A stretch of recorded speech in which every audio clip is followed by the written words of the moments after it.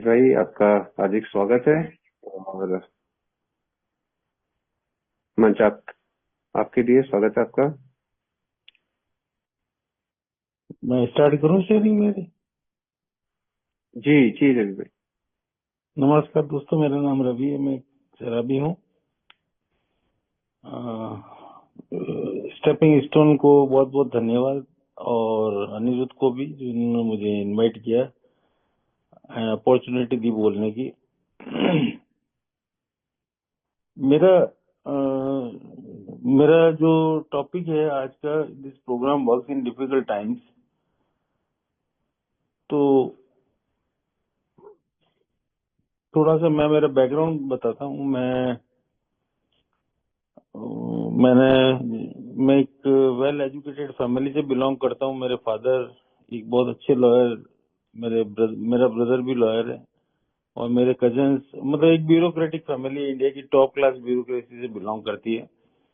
और उसमें मैंने वो सब नहीं किया। मैंने इंजीनियरिंग की। इंजीनियरिंग में यूनिवर्सिटी में मुझे गोल्ड मेडल मिला, बिकॉज मैंने लास्ट के जो जब जिस जिस साल मैंने किया था यूनिवर्सिटी का जो एग्जाम दिया, तब मैंने उसके पिछले सारे रिकॉर्ड तोड़े। तो वो यूनिवर्सिटी एक इंसान को गोल्ड मेडल देती है जो पिछले सारे रिकॉर्ड तोड़ता है।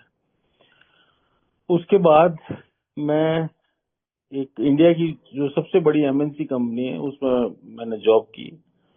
और वहां पे क्या था, मैं माइंस में था। तो माइंस में वो क्लब कल्चर था। मेरी शादी नहीं हुई थी, और क्लब कल्चर में ऐसा होता था कि दिन में माइंस में टाइम निकलता, और शाम को 5 बजे मैं जब फ्लैट पे आता था, तो फ्लैट से मैं सीधा वो गाड़ी, मतलब कार, वो जो मेरी जिप्सी थी उसको गैराज में रखता, फिर मेरी मोटरसाइकिल उठाता वहां से, मोटरसाइकिल पे क्लब, और क्लब में स्विमिंग करने जाता था 5 बजे। तो स्विमिंग में मेरा ये पैशन था कि एक तरफ बियर की बोतल और एक तरफ ऑमलेट। एक, मतलब जो स्विमिंग पूल का एक छोर था वो क्लब से लेके ला के रख देता था। और उसमें ठीक है, मतलब सब लड़कियां भी स्विमिंग करती थी और लड़के भी करते थे, सारा करता था। मतलब एक बड़ी एंटरटेनिंग और बहुत अच्छी लाइफ थी, and colourful life, because I was given all facilities, all VVIP facilities in the India. तो उस कलरफुल फैसिलिटीज में होता ही था कि फिर मैं वापस मेरे फ्लैट पे जाता, फिर चाय बनाता पीता, 1 घंटा सोता, फिर क्लब में वापस। क्लब में मेरा डिनर, वहीं बैडमिंटन या टेबल टेनिस खेलना, क्योंकि ये दो ही मेरे वो होते थे। और कोई अच्छी मूवी है तो मूवी देख ली, और फिर वहां पे 2-3 पैक पीने के बाद में खाना खा के फिर फ्लैट में आके सोना, और फिर सुबह से वापस मेरा वो माइनिंग का रूटीन स्टार्ट।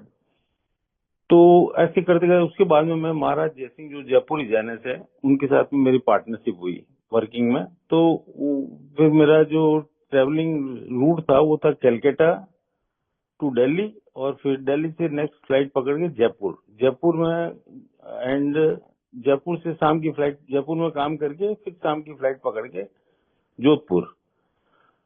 तो Jodhpur is my home town. There my mother and my brother was living, मतलब इज लिविंग टिल डेट। और मदर मेरे साथ में भी रहती है और ब्रदर के साथ भी रहती है। और मेरे फादर की तभी 3 महीने 4 महीने पहले डेथ हुई थी। अब वापस में भी मेरा रूट ऐसा रहता था, जोधपुर से जयपुर, जयपुर में महाराज जयसिंह जी के साथ काम करना, और काम करने के बाद में हमारा काम टाइम पीरियड था 2:30 बजे, राइट डॉट 2:30 बजे काम खत्म करना। 2:30 बजे बियर की बोतल खुल जाती। वो बियर पीते पीते मैं फिर 1 या 2 बियर पीने के बाद में फिर मैं आ जाता उस पे, विस्की पे।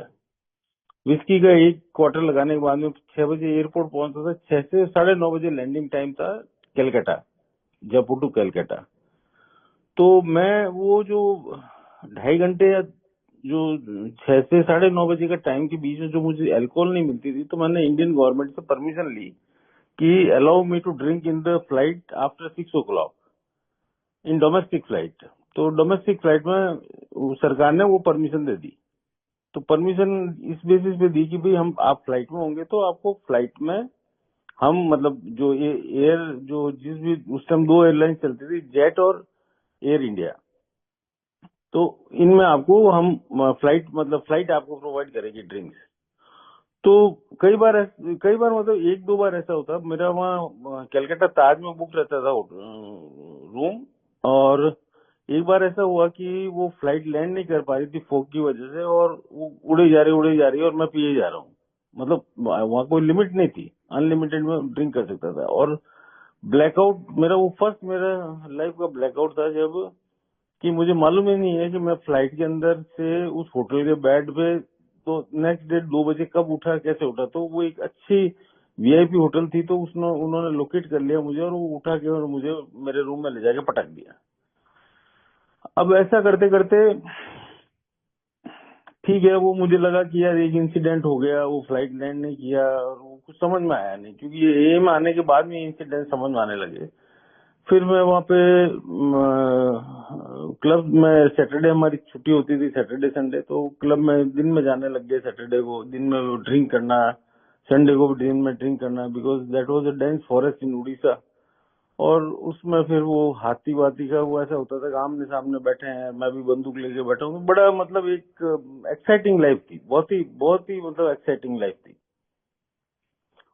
वो करते करते फिर मेरी शादी हुई। शादी होने के बाद में मेरे बेटा हुआ, उसको कुछ जेनेटिक प्रॉब्लम, डाउन सिंड्रोम हुआ, तो बड़ा सेटबैक लगा। फिर डॉक्टर ने कहा यार आप एक काम करो, ये छोड़ो, ये माइंस वाइंस का एरिया और कहीं मेट्रो में जाके रहो, तो ये इसके अच्छे होने की संभावना है। तो मैं मेट्रो में आ गया Delhi, with help of my cousin brother, कि एक गारमेंट की फैक्ट्री लगाई और वो उस तरह से सारा काम स्टार्ट किया। But I was dedicated to my son's recovery.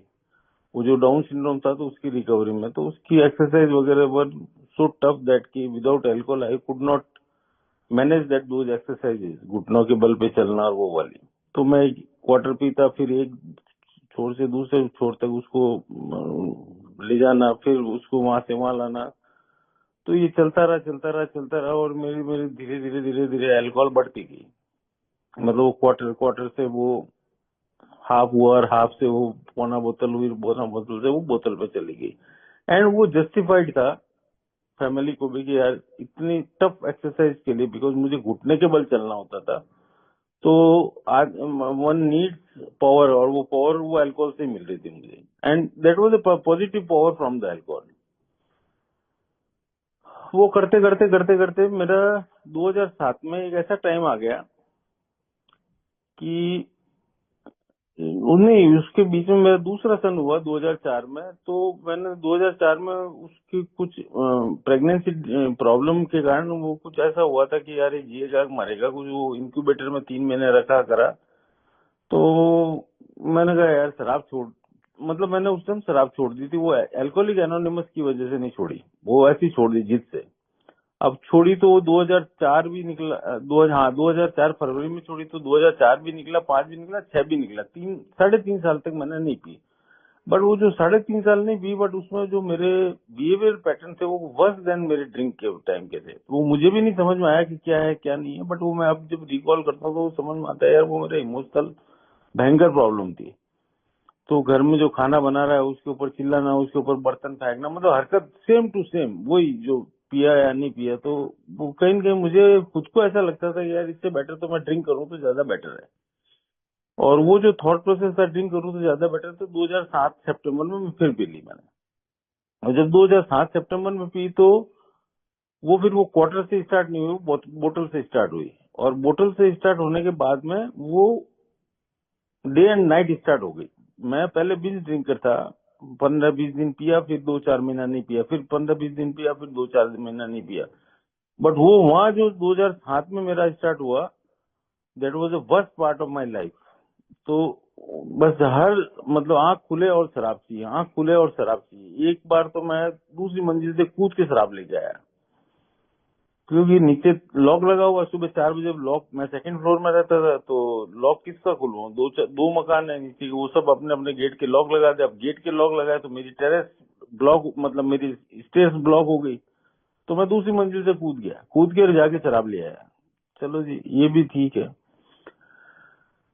तो इस कंडीशन में मैं फिर 2008, वो मेरे 5-6 महीने या साल जो भी था, वो मेरे क्रॉनिक एल्कोहलिज्म, नीट पीता था बोतल, मतलब मुंह पे लगे बोतल खत्म, 5 मिनट भी नहीं लगते थे, फिर दूसरी बोतल चालू, दूसरी बोतल, मतलब वो चालू क्या होती थी तब तक मैं ब्लैकआउट में, या तो उस गाड़ी में पड़ गया, या वो मेरे घर के पास ही 4-5 ठेके हैं, या कहीं आके और वो घर तक पहुंच गया किसी तरह से, गेट पे गिर गया और उस तरह का हाल हो गया।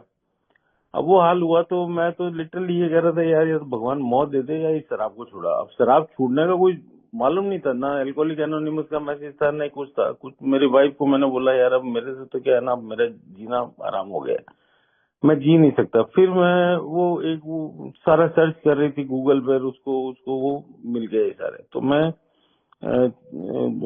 3 अक्टूबर तक तो मैंने शराब पी, मतलब 2 अक्टूबर को ड्राई डे होता है, मैं फैक्ट्री में गया, फैक्ट्री को मास्टर को पैसे देने के चक्कर में मैं ड्राई डे में भी 4 क्वार्टर उठा के ले आया, 4 क्वार्टर लाया और उसमें से 2 पिए और 2 मेरे वाइफ के मतलब पर्स में डाल दिए। मैं इतना भी होश नहीं कि यार बीवी के पर्स में डालो, वो बवाल मचा लगा घर में। जैसे ही पहुंचा और मेरी वाइफ ने वो पर्स खोला तो उसमें क्वार्टर थे, बवाल मच गया। बवाल मचते ही मैं सरेंडर हो गया, मैंने कहा यार अब किसी तरह से कुछ करना पड़ेगा, कुछ करना पड़ेगा के चक्कर में वो अक्टूबर 2008 को मैंने वो, मतलब 2003 को वो मेरा लास्ट दिन था। थोड़ा ए का मैसेज मिला, ए में गया, मीटिंग की। मीटिंग करने से मुझे कुछ समझ में, मुझे आइडेंटिफिकेशन मिला ही नहीं कि यार ये क्वार्टर एक पैक के बाद एक पैक की बात कर रहे हैं, यहाँ बोतल के ऊपर बोतल चल रही है, तो ये कैसे रिकवरी मेरी पॉसिबल है। तो उन सब ने कहा कि मैंने डिस्कस भी किया, मैंने कहा यार मेरी तो बहुत ही क्रिटिकल हालत है ना, मेरे पास पैसा है ना कुछ है, क्योंकि इतनी हाई फाई लाइफ जीने के बाद में जीरो जीरो पे आ गया, बिल्कुल फाइनेंशियली भी जीरो पे, रिलेशंस में भी जीरो पे, और जिंदगी से बिल्कुल नेस्ता नाबूद। मतलब जिंदगी से मतलब लगता था कि मतलब कोई किसी को हंसते हुए देखता था तो लगता था यार इसको हंसी कैसे आ रही है, क्या मेरे साथ में ऐसा हो सकता है, मैं कभी हंसूंगा जिंदगी में। ऐसा मेरा हाल हो था बुरा, जब जो मेरा पहला दिन था ये में, तो मुझे लगा ही नहीं। तो दूसरे तीसरे दिन में कोई लेडी मेंबर बैठी थी ये की, मैं 2 घंटे पहले गया तो वो भी बैठी थी, उससे पूछा क्या करना क्या नहीं करना, तो उसने बताया कि आप एक काम करिए, स्पॉन्सर बनाइए, ये करिए ये करिए ये करिए। तो ठीक है, मैंने उस टाइम स्पॉन्सर बनाया। मैंने कहा जी ऐसा है कि मुझे 100% मालूम है कि मेरी शराब छूटेगी नहीं, और यहाँ ये 2 महीने 3 महीने के गीत गा रहे हैं, तो कोशिश मैं करूंगा, बट मुझे बेस्ट से बेस्ट वर्क जो यहाँ पे कह रहे हैं ये स्टेप्स करना ये करना, वो आप करवा देंगे क्या विद इन 3 मंथ। तो बोला ये, तो उन्होंने बिग बुक खोली और दिखा दिया मुझे कि ये देखिए 6 से 10 दिन में करने वाला आदमी, वो बिल डब्ल्यू की स्टोरी में बिल ने लिखा हुआ है। मैं भी चालू हो गया उसी ने, मैंने कहा चालू कर दीजिए सर, मेरे साथ में भी आज आज से चालू कर दीजिए। चालू हो गया, और 30 दिन, मतलब वो 30 दिन तो इसलिए लगे कि बीच में मुझे 9th स्टेप में मैं जाऊंगा कि अमेंड करना है के चक्कर में मेरे 15 दिन खराब हुए, रिजल्टमेंट आ गई।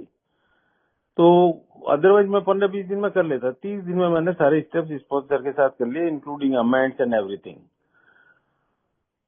वो किया। और उसके बाद में ऐसा हुआ कि मैं ट्रेवल कर रहा था, मतलब जो मेरा फैक्ट्री थी वो कोई राजस्थान में है और मैं दिल्ली में रहता हूँ, तो मैं राजस्थान जा रहा था, तो मेरा बायर आया, मेरे लिए विस्की लेके आया, खुद के लिए रम लेके आया। तो जब मेरी विस्की का वो जो क्वार्टर था, वो क्वार्टर टेबल पे पड़ा रहा रात, वो 4 बजे हमारा स्टेशन आता है, जब 4 बजे मैं स्टेशन पे उतरा तो वो क्वार्टर मैंने तो खोला ही नहीं, मेरी इच्छा ही नहीं की एक्चुअल में पीने के लिए, तो मना किसी ने किया नहीं, और मुझे मालूम था मैं पीऊंगा। खोला नहीं तो कुछ मुझे लगा यार आज इच्छा ही नहीं हुई है, तो वो क्वार्टर मैंने कहा यार समीर तेरे बैग में डाल दे, उसने बैग में डाला। फिर हम होटल में रुक गए, फिर शाम को फिर पीने का टाइम हुआ, फिर उसने क्वार्टर निकाला, मैंने कहा यार समीर फिर नहीं पीने की इच्छा है। मतलब ये का दिमाग में कुछ नहीं था, जितने मैं वो सारे सुन रहा था, स्टेप्स भी किए, सब सारा कुछ किया, बट मेरी इच्छा होती तो मैं पी लेता, और इच्छा ही नहीं हुई। फिर मैंने मेरे स्पॉन्सर को फोन लगाया, मैंने कहा सर एक क्वार्टर लेके कल से घूम रहा हूँ, मेरी इच्छा ही नहीं कर रही पीने की। बोले तेरा ऑब्सेशन लिफ्ट हो गया। ठीक है जी, ऑब्सेशन लिफ्ट हो गया, एक चीज तो समझ में आई, तो कुछ तो हुआ मुझे, मतलब वो पहला दिन था जब मुझे लगा कि इस प्रोग्राम में कुछ हो रहा है मेरे साथ। और मैं 2004 जिस दिन पहले दिन आया हूँ उस दिन से अब तक सोबर हूँ, ये मतलब ब्यूटी है इस प्रोग्राम की।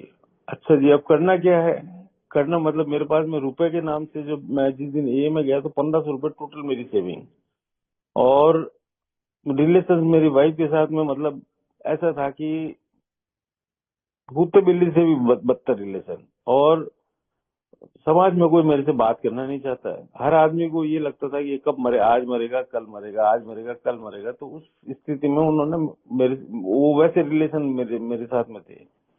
ऐसे करके मैं वो करता रहा। तब मेरे लोगों ने मेरे को, जो भी मेरे सीनियर जो 4-5 लोगों के टच में था, तो उन्होंने कहा यार तू एक काम कर, ये जो कर रहा है ना ये करता रहे। तो मैं उस टाइम क्या कर रहा था, मैं 10th की इन्वेंट्री लिख रहा था, 11th की मेडिटेशन कर रहा था। मेडिटेशन के लिए भी बहुत भटका, मतलब बिग बुक में वो एक लाइन लिखी है ना, आप अपनी मर्जी से कर सकते हो जाके किसी संस्था में, कहीं पे मंदिर में, ऐसे तो उसके चक्कर में भी लाखों रुपए का मैंने पापा ही काटा बेसिकली। अभी टाइम होगा तो बता दूंगा मैंने अब मैं क्या कर रहा हूँ। तो वो, और जब से मैंने स्पॉन्सरशिप का लिया रोल, मतलब मैं एक एक दूसरे अल्कोहलिक के साथ में काम कर रहा हूँ, तब से लेके टिल डेट आज तक मैं किसी न किसी के साथ में काम करता रहता हूँ। ये मेरी लाइफ लाइन मुझे मेरे स्पॉन्सर ने भी बताई, उसके स्पॉन्सर ने भी बताई, और उसके स्पॉन्सर ने भी बताई। तो इन तीनों के टच में मैं आज भी हूँ। मतलब कल भी मेरी रात को बात हुई थी, वो अमेरिका में है। इन तीनों के टच में मैं आज भी हूँ, और मैं किसी न किसी के साथ में काम कर रहा हूँ। मैं तब से लेके अब तक, हाँ कई बार छूट जाती है 10th की इन्वेंट्री, मतलब ऐसा नहीं है कि मैं मतलब मशीन की तरह काम कर रहा हूँ, वो वैसा कुछ नहीं है। बट ऐसा है कि मतलब महीने में 30 दिन होते तो 25 दिन जरूर लिखूंगा मैं 10th की इन्वेंट्री, और उसके ऊपर जो जो नियमित है वो मैं काम करूंगा। तो वो करते करते, अगर टाइम 10 बजे, पौने 10 बजे, तो उसमें क्या है 10th की इन्वेंट्री में क्या होता है, जो मैं थोड़ा सा बता देता हूँ स्टेप्स में क्या है। पहला स्टेप, पहला दूसरा तीसरा तो फिलोसफिकल है, वो जाके 10th में होता है कि मैं पावरलेस हूँ। दूसरे में हायर पावर विच कैन, मुझे सेरेनिटी मिल जाएगी। और तीसरे में मैंने will and life over to the care of God surrender कर दी। ये फिलोसफी है, इसमें एक्शन में करने के लिए कुछ नहीं। एक्शन में करने के लिए फोर्थ स्टेप है, और फिफ्थ स्टेप है जो मैं स्पॉन्सर को फोन लगा के मेरा फोर्थ स्टेप सुनाता हूँ। और 8th एंड 9th है। अगेन 6 एंड 7 वो फिलोसफी है। वो भी आके क्योंकि humility is ultimate goal of our sobriety. तो humility, 7th step is all about humility. तो ह्यूमिलिटी आना इज, एक अल्कोहलिक के लिए ऐसा है जो मुझे समझ में आता है कि यार मैं चांद पे चला जाऊंगा, वो वाली बात है, धरती से चांद पे चला जाऊंगा। मतलब एक अल्कोहलिक है यार मुझे हम्बल बनना है, मतलब वो कह रहा है कि मैं धरती से चांद पे चला जाऊंगा। तो ठीक है, वो 9, ये जो 1 से लेके 9 कदम है, ये 10वां कदम मैं जब डेली लिखता हूँ तो ये 1 से 9 कदम हो जाते हैं। और 11वें कदम के लिए मुझे मेडिटेशन और प्रेयर करनी होती है, जो मैं अब वो इतना सब घूम घाम के लाखों रुपए का खर्चा करके, शिविर, ये इसका शिविर, उस बाबा का शिविर, इसके बाबा जी की किताब है, उसके वो सब कर कुरा के अभी अल्टीमेटली मैं जो हमारी जो 11वें कदम की प्रार्थना है, उसको मेरा लाइव मेडिटेशन बनाया, वो 24 ही घंटे चलती है। और 12वें कदम में सर्विस में जितनी पॉसिबल होती है उतनी करता हूँ। मतलब स्ट्रक्चर सर्विस में मैं इंटरग्रुप में एक लिटरेचर सेक्रेटरी के पोस्ट तक काम किया। उसके बाद में वर्किंग विथ एल्कोहलिक में मुझे अच्छा ज्यादा लगता है कि मैं स्टेप्स जो मुझे मिले हैं वो मैं आगे दूंगा, वो मैं टिल डेट कर रहा हूँ। अच्छा जी, अब क्या होता है इसके अंदर, इसके बीच में मेरी जो 10 साल की जो रिकवरी थी वो बहुत ही पेनफुल, मतलब शुरू की 6 साल की तो भयंकर ही पेनफुल थी। उसमें मतलब ना मेरी वाइफ से कोई अच्छा रिलेशन था, ना मेरे घर में जो खाना बनाता है उससे अच्छा रिलेशन, ना बच्चों के साथ में अच्छा रिलेशन। मतलब एक तरह से जो जो हमारी जो समस्या है ना, सेल्फिशनेस और सेल्फ सेंटर्डनेस, जिसके कारण ये सारा रायता फैला हुआ है। डॉक्टर सिल्कवर्थ ने भी ये कहा है कि जो मेरी जो मैं अल्कोहल है और अल्कोहलिज्म है, वो उसमें 3 चीजें हैं।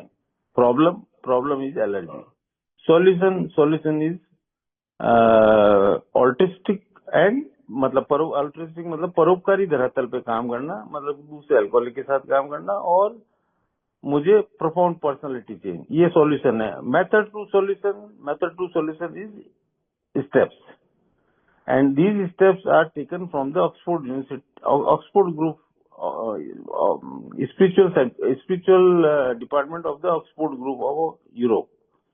तो ये वहां से 6 स्टेप्स उठाए और उनको 12 में तोड़ दिया, और 12 में मतलब अल्कोहलिक के हिसाब से बना दिया। तो ये मेरा स्टेप्स का जो जो मैं 6 साल तक करता रहा, उसके बाद में मेरी वाइफ से रिलेशन अच्छे होने लगे, उसके बाद मेरे घर में रिलेशन, मम्मी से अच्छे रिलेशन होने लगे, सबसे अच्छे रिलेशन टिल मतलब 10 साल की सोब्रिटी तक पेन बहुत था, भयंकर पेन था। और उसके बाद में कहीं ना कहीं मुझे लगने लगा कि यार मेरी सोब्रिटी में ऐड ऑन हो रही चीजें, ऐड ऑन, और मेरे जितने भी लिंक में स्पॉन्स है या मेरी स्पॉन्सर, वो भी ऑब्जर्व कर रहे थे कि यार चीजें बहुत अच्छी हो रही है इसके साथ, और टिल डेट हो रही है। तो मुझे एक चीज जो समझ में आई, जो मेरा एक्सपीरियंस है वो मैं बता रहा हूँ। ये जो 12 कदम है, 12 कदम मतलब 12 कदम, जैसे मेरे अंदर का सिस्टम में मेरे लीवर है या मेरे ये है या मेरे एक थॉट प्रोसेस है, जिसमें मैं उठता हूँ तो सीधा बाथरूम में जाता हूँ, ब्रश उठाता हूँ, रेजर उठाता हूँ, शेविंग करता हूँ, नहाता हूँ, वापस आता हूँ। ये मेरे कॉन्शियसली मैं इसको सोचता नहीं हूँ, मैं जैसे ही उठता हूँ मैं चले जाता हूँ। ऐसे ही जो 12 कदम है, 12 कदम। और एक चीज बताता हूँ, मतलब उसके बाद में बताता हूँ, 12 कदम भी ऐसे ही काम करते हैं। जैसे मैं ड्राइविंग के लिए सोचता हूँ कि यार मैं कार यहाँ से लेके यहाँ जाना है, तो वो सोचना नहीं पड़ता अब ये खंबा आएगा तो ऐसे मोड़ना है, अब यहाँ से इधर मोड़ना है, वो ऑटोमेटिकली मैं वहां जाके रुक जाता हूँ। तो ऐसे ही जब मैं ये प्रैक्टिस करता हूँ 12 कदमों की, 12 कदमों की प्रैक्टिस करने के लिए मुझे 10वां कदम, 11वां कदम और 12वां कदम रेगुलर करना है। रेगुलर का मतलब रोज रोज रोबोट की तरह मैं तो नहीं कर पाया, बट रेगुलर कर रहा हूँ। करते करते एक स्टेज ऐसी मेरी आई कि ये ऑटोमेटिकली मेरे अंदर सिस्टम में सेट हो गया कि कौन सा टूल कब लगाना है। उसके लिए मुझे वो लिखने की, वो लिखता हूँ उससे पहले तो मैं वो टूल अप्लाई हो जाता है। ये मेरे 10 साल के बाद की, मतलब 10 साल की सोब्रिटी के बाद की बात बता रहा हूँ। अच्छा ठीक है जी, अब होना क्या जाना है इससे, रोज लिखा पढ़ी करने से, किसी अल्कोहलिक के साथ बैठने से होना जाना क्या है, इसके मैं 2-3 आपको एग्जाम्पल बताता हूँ। एक तो जब मेरी 2010 या 11 में 1-2 साल की रिकवरी थी, जब मेरे ज्वेलरी, मेरी वाइफ को तब वो लगा कि यार अब कुछ दिन आए जब मैं ज्वेलरी, तो लॉकर में जोधपुर में ज्वेलरी पड़ी थी जो मेरी शादी में मेरे ससुराल वालों ने मेरी वाइफ को दी और मेरी मदर ने मेरी वाइफ को दी। वो सारी ज्वेलरी उसने बैग में डाल दी। वो बैग ट्रेन में से चोरी कर दिया, मतलब दैट वाज प्लान्ड। अब बाद में मालूम चला दैट वाज प्लान्ड। और तभी मुझे मतलब लगा यार, उस टाइम उसकी वर्थ करीब होगी 80-90 लाख रुपए, मतलब 1 करोड़ के आसपास की वर्थ होगी। जेब में मतलब 1500-2000 का तो मेरे पास बैलेंस नहीं। मेरी एक फैक्ट्री चल रही है, मैं लोन ले लेके, इंटरेस्ट ले लेके फैक्ट्री चला रहा था, और उसमें वो चोरी हो गई। तो उसमें पीने की 99.9 प्रोबेबिलिटी थी, बट मेरे स्पॉन्सर ने संभाल के रखा, प्लस मेरे होम ग्रुप के लोगों ने भी संभाल के रखा कि यार देख, तू अगर शराब नहीं पिएगा तो ऐसे कितना ही सोना चांदी खरीद लेगा। और विच इज फैक्ट, आज की डेट में फैक्ट है कि वो उसके मुकाबले में तो कितना ही, उसके कितने गुना है मेरे पास। बट उस मोमेंट को रोकने के लिए, वो मालूम नहीं वो प्रोग्राम जो कर रहा था और वो जो मेंबर्स थे उन्होंने वो जो किया, तो वहां रुक गया मैं। अभी 2022 में कोविड के बाद में मुझे 12 अप्रैल को सुबह बहुत रेस्टलेस हो गया था, और उसको समझ में नहीं आ रहा था, और बड़ी मतलब सबको उठा दिया था घर में। मैंने कहा यार मैं बहुत रेस्टलेस हो गया हूँ, कोई मेरे हाथ में मालिश कर रहा है, कोई पैर दबा रहा है, कोई सिर दबा रहा है, कुछ नहीं समझ में आ रहा। तो 7-8 बजे तक मैं बड़ा, मतलब मुझे ऐसा लग रहा था मैं जीऊंगा या मरूंगा। मदर को भी मैंने बोला मम्मी मुझे कुछ समझ में नहीं आ रहा है, जीऊंगा या मरूंगा, कुछ नहीं। और फिर मैं 7 बजे, 9 बजे, मतलब हाँ 9 बजे फिर थोड़ा सा मैंने मोबाइल वोबाइल खोल के और कुछ करने लगा, और फिर मैं सो गया। सोया, फिर मैं 11 बजे उठ गया। 11 बजे उठने के बाद में मेरा फ्रेंड है, डॉक्टर है, वो जो कार्डियोलॉजिस्ट है, उसने कहा यार ये ऐसा सिम्टम है ना, तो एक बार ईसीजी करा ले। तो मेरे घर के पास में हॉस्पिटल में, मैं ईसीजी कराने पहुंचा वहां पे, गाड़ी गाड़ी ले गया मैं चला के, और मेरी वाइफ भी मेरे साथ में थी। हम तो ईसीजी के हिसाब से 1000-2000 रुपए जेब में डाल के ले गए। और उसने जब मशीन, अच्छा मैं चल के आराम से उससे बात कर रहा था लड़के से, मैं उसको, वो जब ईसीजी करा, 3 बार ईसीजी किया, तो उसने कहा कि भाई साहब हमारी मशीन खराब है। मेरी वाइफ को बोला कि ये मशीन खराब है, दूसरी मशीन पे चलो। दूसरी मशीन पे भी ईसीजी वही की वो चीजें दिखा रहा था। वो बोला इस मशीन में भी लपड़ा लग रहा है। तो मेरी वाइफ ने पूछा जी कि ये मशीन में क्या दिखा रहा है ईसीजी, तो उसने कहा जी कि इस मशीन के हिसाब से तो इनको एक्यूट हार्ट अटैक आया है। अच्छा, मुझे भी नहीं समझ में आया कि अब वो प्रॉब्लम तो हुई थी सुबह। अच्छा, जब मुझे ये प्रॉब्लम हुई, मैं चौथा कदम कर रहा था एक मेंबर के साथ में, चौथा कदम करते करते मैंने उसको कहा यार मेरे से क्या है ना, मुझे लग रहा है जाम हो गया, शरीर जाम हो गया। तो उसने कहा आप हॉस्पिटल में दिखा देना। मैंने कहा ठीक है दिखा देना दिखा देना, क्योंकि कदम मैं रेगुलर कर रहा हूँ। तो उस दिन भी मैं चौथा कदम किसी के साथ कर रहा था, और मैं जब वॉक करने लगा तो मुझे लगा यार मैं चला नहीं जा रहा है। और वो डॉक्टर की बात में मानने के लिए राजी नहीं। अब वो डॉक्टर आया, कहता है भाई साहब ये सब चप्पल वप्पल हटाओ, या हटाओ, व्हील चेयर लाओ और इसको चलने मत देना, ये मत करने देना। अब मैं राजी नहीं। मैंने कहा यार चलो ये क्या मालूम क्या प्राइवेट हॉस्पिटल में करेंगे। तो फिर मेरे फ्रेंड से बात, मैंने कहा ठहरो मेरे को उससे बात करनी है। उससे बात की, उसने डॉक्टर से बात की। फिर मुझे कहा देख भाई दिमाग चलाना मत, ये जैसा करे वैसा करना दे इनको। वो मुझे उठा के, वो पैसा रुपए बिल्कुल नहीं था जेब में। उस मेरी वाइफ के पास में 1000-2000 थे। फिर उसने कहा मैं घर जाके वो मेडिक्लेम और वो लेके आती हूँ। उस डॉक्टर ने तो कुछ नहीं देखा। उसने तो सारे कपड़े खोले, बाल साफ किए और ऊपर ले गया उसके अंदर कैथ लैब में। और बाद में मालूम चला वो करा करा। फिर मुझे दूसरे बेड में जब लेटा, मैंने कहा यार ये क्या कर दिया, पूरा बेड खून से लथपथ। सर नहीं यार कुछ थोड़ा सा छोटा सा वो कुछ करा है, वो ठीक हो जाएगा तुम। मैंने कहा ठीक है जी। उसके बाद में आईसीयू में डाल दिया। आईसीयू में जाते ही मैंने कहा यार मुझे चाय पीनी है। वो मैडम को, मैडम कहती 6 बजे, वो जो रिसेप्शनिस्ट होती है आईसीयू की, वो कहती 6 घंटे आपको पानी भी नहीं मिल सकता है। मैं और रेस्टलेस हो गया। मैंने कहा यार चाय और पानी के बिना कैसे जीना। फिर मेरा पैर देखा तो वो बिल्कुल नीचे से स्टंट डाला अंदर। मैं बिल्कुल कूल था, मतलब उस टाइम कुछ भी रायता नहीं फैला हुआ था दिमाग में। मुझे, मैंने कहा चाय पीनी है और पानी पीना है बस।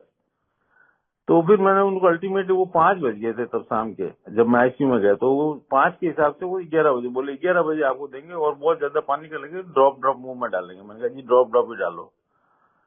ठीक है जी। ऐसे करके मैं 2 दिन रहा वहाँ पे, और 2 दिन के बाद फिर आ गया। फिर मैंने 5वां कदम उसके साथ शुरू किया। फिर मेरी वाइफ ने उसको फोन किया, उसने बुलाया मुझे। वो जो लताड़ लगे क्या भैया ये सब कुछ नहीं करना, न नहाना न धोना न बात करनी, कुछ नहीं, जबान चुप, साथ कुछ नहीं करना। फिर चुपचाप आके बैठ गया। ठीक है जी।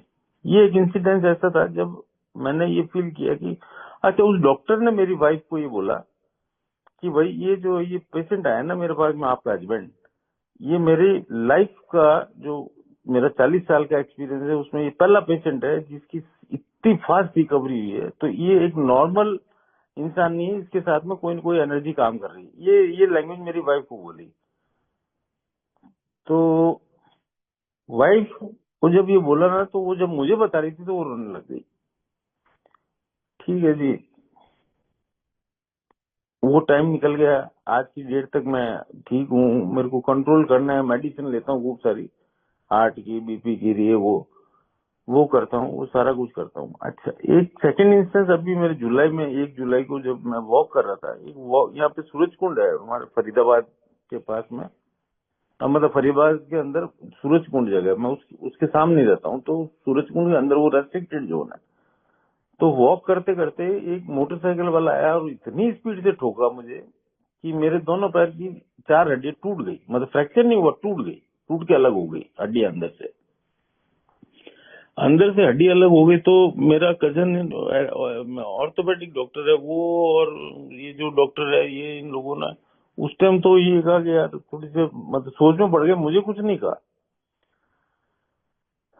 मैं आया घर पे, मतलब मैं वापस उस टाइम ड्राइव करके आया और पैदल पैदल घर में घुसा हूँ। मतलब 4 हड्डी टूटी हुई है, घर में घुसा। ये अभी 5 महीने पहले की बात है। अभी भी रिकवरी में ही हूँ मैं। और मैं, मतलब बिल्कुल विचलित कुछ नहीं है। मैं लेट गया। मेरा बेटा ने समझा समझी, क्योंकि वो जिम वगैरह जाता है छोटा वाला, तो उसने समझा के टांग ऊंची की, बर्फ लगा दिया, ये कर दिया। फिर सुबह मेरी वाइफ ने कहा कि यार, मेरे घर में काम करने वाला ने, इन्होंने कहा यार ये कोई फ्रैक्चर थोड़ी होगा इनके, तो ऐसे कर रहे, सब कुछ कर रहे। क्योंकि उस दिन रात को मैं फिर 3-4 घंटे काम किया, और मतलब नेट पे 3-4 घंटे काम किया। इधर टांग सूजी पड़ी है, इधर मेरे पास में हाथ में लैपटॉप है, मोबाइल है, सब है, कर रहा हूँ, और वो सब है, और पेन किलर नहीं खाया कुछ भी। फिर सुबह एक्सरे कराया तो मेरे बेटे ने माथा पकड़ लिया, सिर्फ हाथ रख के बैठ गया। कहता है यार पापा तो लफड़ा हो गया बहुत भयंकर। मैंने कहा क्या हुआ? बोले अभी 4 हड्डी टूटी पड़ी है, अलग ही हो गई। तो अभी कभी हॉस्पिटल चलते हैं। मतलब हॉस्पिटल में था, वहाँ पे वो डॉक्टर नहीं था, तो बोला अभी कभी मैं बुलाता हूँ यहाँ पे। मेरी फ्रेंड का जो फादर है वो ऑर्थोपेडिक में, वो सामने ही रहता है। मैं उनको बुलाया, उन्होंने देखा, फिर करा। कहते यार इमीडिएटली प्लास्टर करना पड़ेगा। बट मेरे तो क्या ना, खरोच आती थी, मैं पागल कर देता था पूरे घर वालों को। और इसमें मेरे रूम से बाहर किसी को समझ ही नहीं आ रहा था कि आदमी बीमार पड़ा है। और जितने भी लोग मेरे से मिलना है, मुझे एक ही हर आदमी का एक कॉमन सेंटेंस था कि यार तेरे अगर पैर को नहीं देखा जाए ना तो ऊपर से तो कहीं से नहीं लगता तेरा एक्सीडेंट हुआ, तू हंस रहा है, कर रहा है, वो कर रहा है। मेरा बेटा तो मुझे ये कहने लगेगा, पापा आपको ऐसी कौन सी गोली खाते हो जिसमें हंसी आती है। मैंने कहा यार ऐसी कौन सी गोली खाता हूँ जिसमें हंसी आती है, मुझे तो मालूम ही नहीं कौन सी गोली आती है जिसमें हंसी आती है। कहते वो आके डब्बे में पूरा डब्बा चेक करके गया, कहते यार ये कोलेस्ट्रॉल की, ये बीपी की, ये तो गड़बड़ तो नहीं है, दवाई में तो कोई गड़बड़ नहीं है। फिर भी फिर उसको भी रियलाइज हुआ कि यार कुछ इम्प्रूवमेंट हुआ है, क्योंकि ये आदमी एक एक चीज पे वो मेरी डायरी को बड़ी बारीकी से देखता है। और वो उसने भी अपना पैटर्न बनाया कि यार मैं डायरी लिखूं तो ज्यादा बेटर है, तो वो भी अपनी डायरी लिखता रहता है। तो कुल मिला के ये है कि अब जहाँ जिंदगी और मौत का सवाल है, वहाँ कोई ना कोई एनर्जी काम करती है अगर मैं ये प्रोग्राम करता हूँ तो। मैंने ये दो इंस्टेंस, अब मेरे ब्रदर ने कहा, अभी जब मैं गया था तो उसके पास में, तो उसने कहा कि भाई ऐसा है कि जिस स्पीड से ठोका, मैं स्पीड समझ सकता हूँ वो कितनी स्पीड थी, तो उस स्पीड में कोई नस बचने का चांस नहीं है। और नस बचने का चांस नहीं है मतलब वो टांग वहां से पैरालाइज। तेरे तो सिर्फ हड्डी टूटी है, हड्डी टूटी हुई जुड़ जाएगी, कुछ नहीं है। हड्डी टूटी हुई 2-4 महीने फालतू लगेंगे, वो सब जुड़ जुड़ा के वो वैसी नॉर्मल हो जाएगी जैसे नॉर्मल तू वॉक कर रहा था उस टाइम। तो ये, और उस टूटने के बाद में बिल्कुल बौखलाहट नहीं आना, खुद पैदल चल के आना और रात को आराम से अपना काम करना। मतलब मुझे ऐसा लगता है यार मेरे जैसे आदमी और हड्डी टूट जाए, हड्डी क्या टूट जाए तो खरोच आ जाए तो मैं पागल कर देता था घर वालों को। तो समथिंग इज देयर। और फिर मैंने, मेरे एक दिमाग में बहुत सालों से चीज घूम रही थी, बिल की स्टोरी में लिखा हुआ है कैटरपुल्टेड टू द फोर्थ डायमेंशन, वो समझ में नहीं आई मुझे। तो मुझे अभी ये समझ में आया कि catapulted to the fourth dimension, Hindi में उसमें क्या है, मुझे वो हिंदी का नहीं मालूम है, बट मैं क्यों कि मैं जो 6 पेज पढ़ता हूँ वो इंग्लिश में पढ़ता हूँ।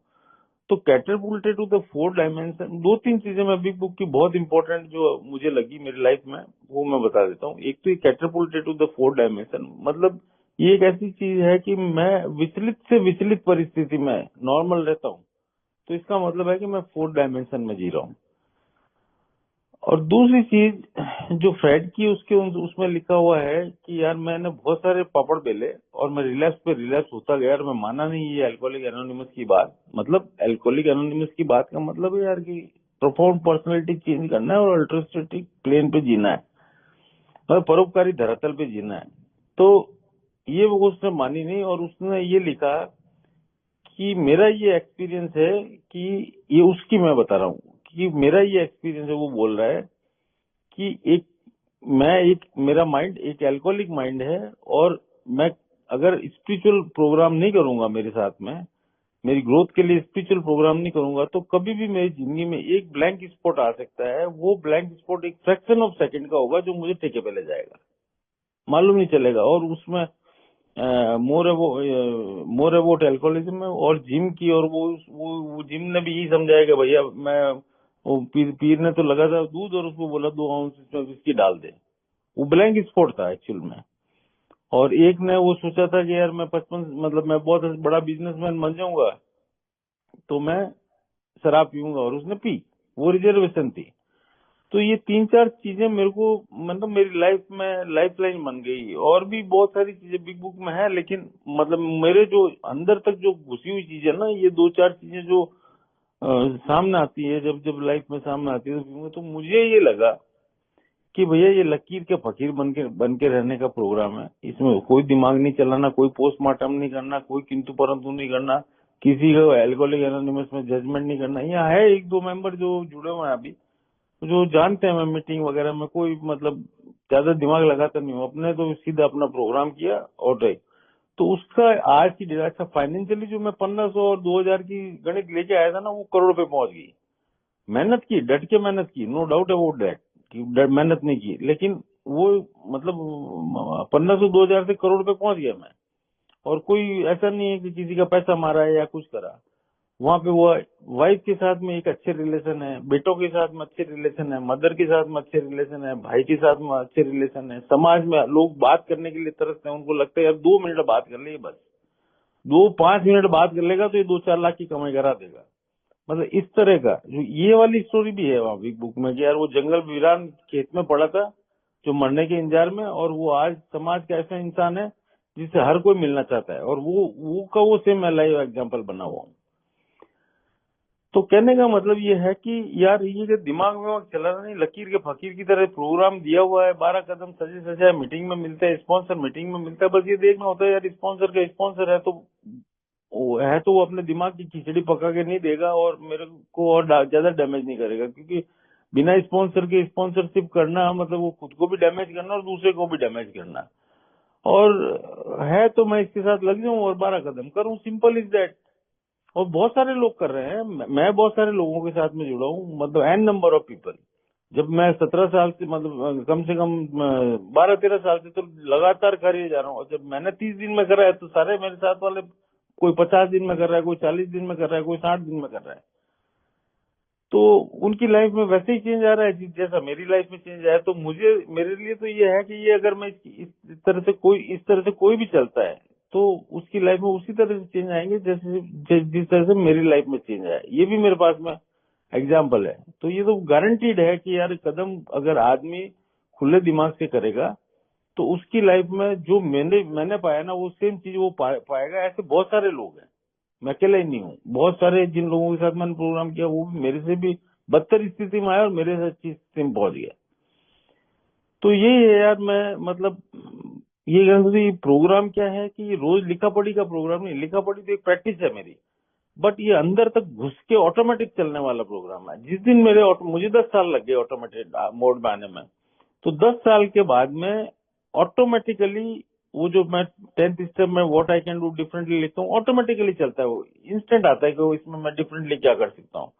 कोई मेरा इंस्टिंक्ट हिलता है, जैसे अभी मेरे को मकान चेंज करना है, ये करना, तो मेरे इंस्टिंक्ट सारे हिले हुए। तो मुझे मालूम है मुझे पेन और टंग पे कंट्रोल रखना है।